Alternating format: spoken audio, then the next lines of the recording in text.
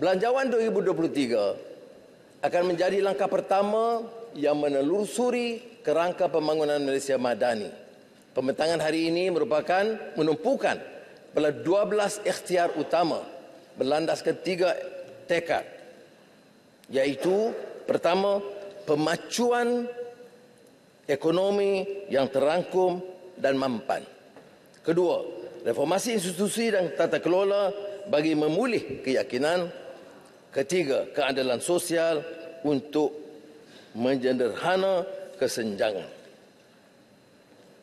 Pemacuan ekonomi yang terangkum dan mampan. Ikhtiar pertama, kemampanan fiskal.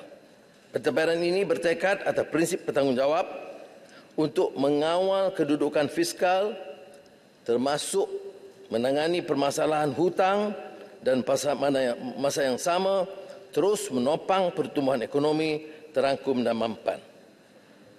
Pertama, dasar fiskal mengembang. Analisa Bank Dunia dan Fitch menganggarkan pertumbuhan KDNK negara tahun ini diunjur pada kadar 4% mengambil kira tinjauan ekonomi global yang mencabar. Meyakini prospek ekonomi domestik yang semakin mengukuh, kerajaan mengunjurkan bahawa pertumbuhan ekonomi adalah sekitar 4.5%. Malah, mengambil kira ikhtiar untuk melaksanakan pembaharuan dan reformasi pentadbiran. Saya yakin insya-Allah negara akan melepasi unjuran KDNK 4.5%. Tentunya ini didorong langkah tuntas belanjawan 2023 yang akan memacu pertumbuhan lebih mampan selain keyakinan pelabur antarabangsa yang kembali merancakkan ekonomi negara.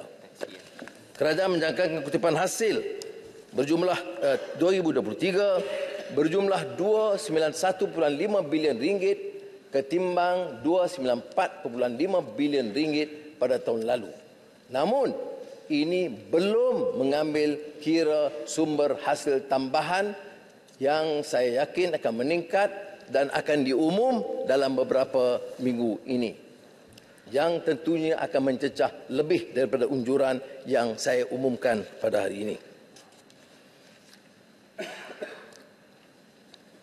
Pentadbiran ini mengambil pendekatan dasar belanjawan 2033 yang mengembang sebagai usaha mendukung pertumbuhan ekonomi supaya limpahannya dapat dinikmati oleh semua rakyat.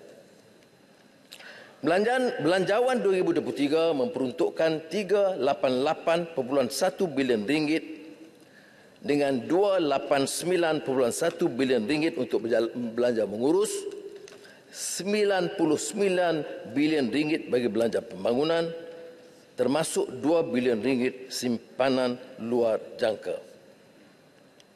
Selaras dengan dasar fiskal mengembang, peruntukan pembangunan ditingkatkan kepada 97 bilion ringgit, tidak termasuk 2 bilion simpanan luar, ketimbang 71.6 bilion ringgit tahun lalu. Peningkatan ini adalah untuk menumpukan program membasmi kemiskinan, baik pulih prasarana awam dan desa. Dengan pembaharuan tata cara perolehan kerajaan, akan dipastikan perbelanjaan tambahan ini dimanfaatkan sepenuhnya untuk kepentingan rakyat. Kedua, mengawal paras hutang. Atas prinsip pertanggungjawaban, kerajaan mengurangkan defisit fiskal 2023 daripada 5.6% tahun sebelumnya kepada 5% tahun ini. Kerajaan bertekad untuk mencapai tahap defisit fiskal yang mampan dalam jangka masa sederhana dengan sasaran 3.2% kepada KDNK menjelang 2025 tertakluk kepada pertumbuhan ekonomi yang kukuh. Bagi mengekang peningkatan hutang, pinjaman baru mestilah lebih rendah dan sebaik-baiknya hanya untuk membayar pembangunan yang membawa pulangan sedampak langsung kepada rakyat. Rang Undang-Undang Tanggungjawab Fiskal akan dibentang ke Parlimen pada tahun ini. Ini satu-satu jaminan supaya kebijakan ekonomi lebih telus dan bertanggungjawab bagi mengelak sebarang kemungkinan keterlanjuran berurus pada masa mendatang. Ketiga, meningkatkan hasil negara.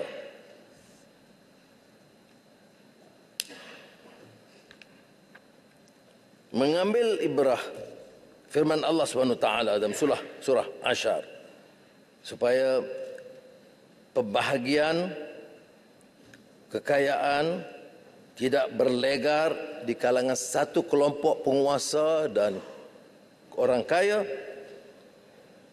maka pentadbiran ini komited menegakkan keadilan sosial. Jabatan Perangkaan umpamanya melaporkan kumpulan teratas T20 menguasai 47% atau hampir separuh jumlah pendapatan isi rumah.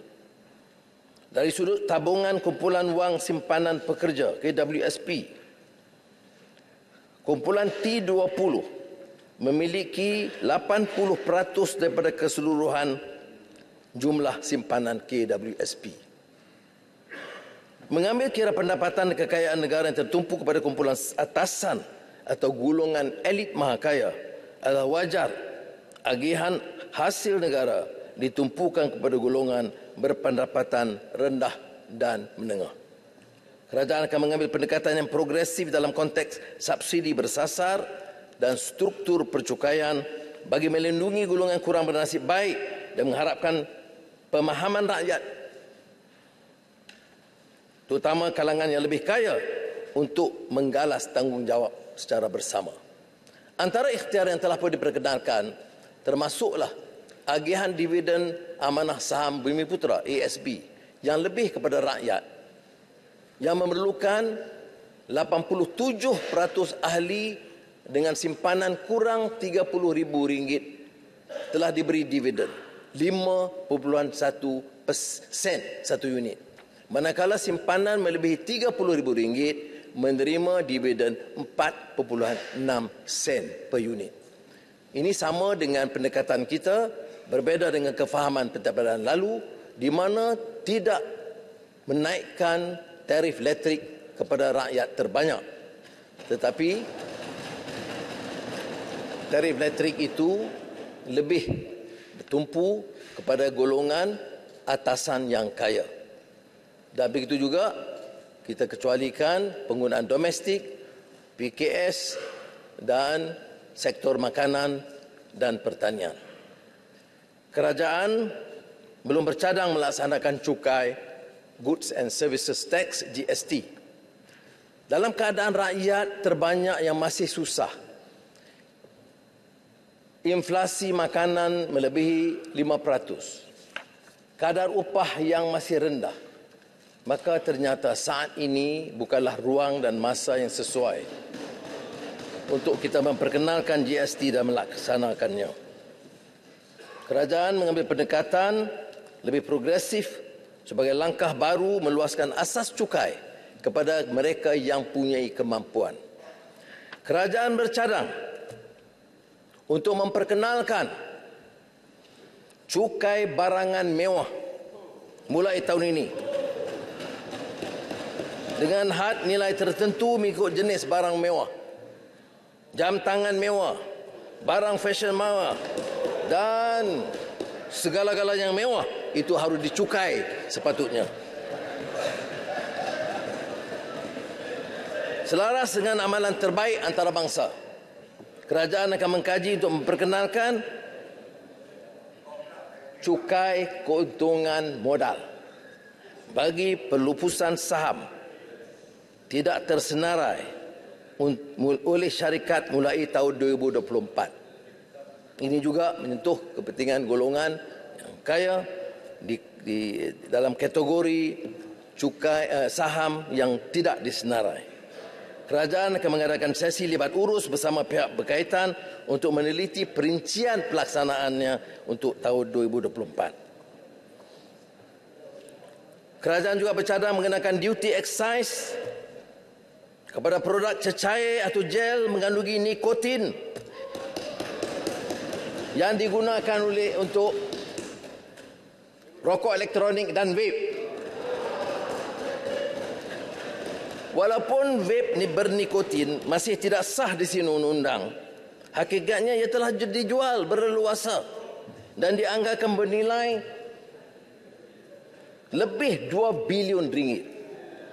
Alangkah baiknya sekiranya dikawal selia dan dikenakan cukai supaya tidak menggalakkan penggunaan vape. Kerajaan menyokong Ikhtiar Generational Endgame GEG dan bersetuju supaya separuh daripada hasil daripada duty excise ini akan diperuntukkan semula kepada Kementerian Kesihatan sebagai usaha meningkatkan kualiti perkhidmatan kesihatan dan kempen anti rokok, anti arak yang berkesan. Bagi mengurangkan ketirisan, usaha penguatkuasaan agensi kerajaan akan terus dipergiat bersama pihak industri bagi mengekang ketirisan hasil dan subsidi angkara sindiket penyeludupan seperti diesel, arak dan rokok. Lembaga Hasil Dalam Negeri dan Jabatan Kasam Diraja Malaysia akan melaksanakan semula program pengakuan secara sukarela. Melalui program ini, pengampunan ke atas penalti 100% akan diberikan bagi mereka yang membuat pengakuan sukarela membayar cukai mulai 1 Jun 2023 hingga 31 Mei 2024. Ikhtiar kedua,